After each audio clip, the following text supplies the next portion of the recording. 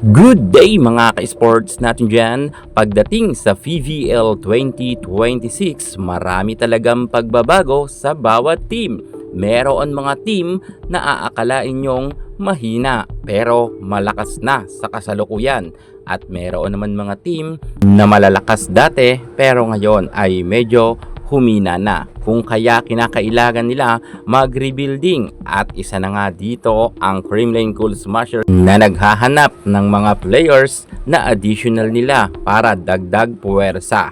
Alam natin na ang Creamline ay wala na ngayong hawak na corona at sa pagtatapos ng PVL Reinforce, nasa rank number 6 na lang sila, kung kaya kinakailangan talaga nila kumuha rin ng mga malalakas na weapon. Malakas naman ang CCS pero kinakailangan pa nila magpalakas dahil ang ibang team nag-level up na. Ang kanilang mga nire-recruit rin ay sobrang lalakas na rin, mga bata pa at mga palaban. Pero ang Creamline hindi pa to magpapahuli pagdating sa All Filipino Conference dahil dito na talaga magkakaalaman. Pero nga, pagdating naman sa CCS, nakakalungkot rin ang balita dahil meron talagang aalis. Meron ngang napapabalita dito na middle blocker na papasok. Alam naman natin na marami ng mga middle blocker pagdating dito sa Creamline pero maglalagasan raw talaga pagdating sa CCS. Alamin ang buong detalye, pero bago ang lahat, kung bago ka sa aking channel, subscribe na, click ang ating notification bell para lagi kang updated sa lahat ng issues sa volleyball. Susunod na.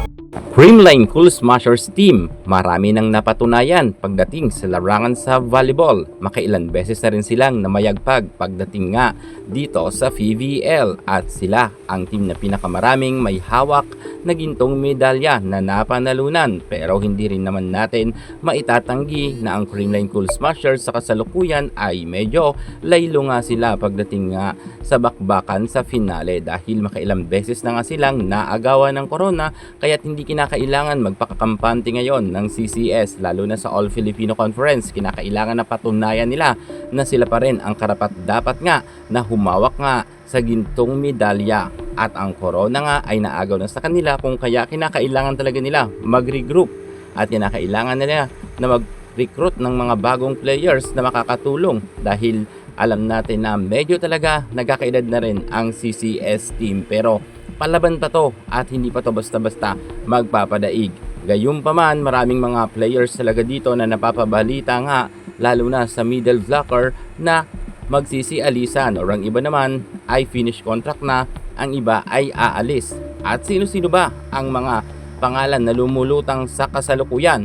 Well, unahin na nga natin dito ang veterana na si Pau Soriano. Balitang-balita nga na magre-retiro na itong si Pau Soriano. Bagamat hindi pa naman nagsalita si Pau Soriano, pero kalat na kalat nga ang issue na di umano ay aalis na ito sa Creamline Cool Smashers. Kung sa bagay, napakatagal na nga ni Pau Soriano dito sa Creamline Cool Smashers at meron nga halos buong year ay hindi nga siya ibinababad sa loob ng court or hindi nga siya nakakapaglaro. Very limited lang talaga ang kanyang pagpasok sa loob ng court, at maganda yan para mabigyan niya na rin ang mga batang manlalaro ng chance rin na may pamalas nila ang kanilang angkin kagalingan. Marami na rin naman yan napatunayan si Pau Soriano, kung kaya kung sakaling aalis siya, for the good naman yan para sa kanya. Sheena Turing, middle blocker na palaban, bagamat rookie pa lang ito at ilang season pa lang or conference siya na nasa CCS, napapabalita na rin na di umano ay mag-over the back dito sa Capital One Solar Spikers. Kalat na kalat nga rin ang isyong ito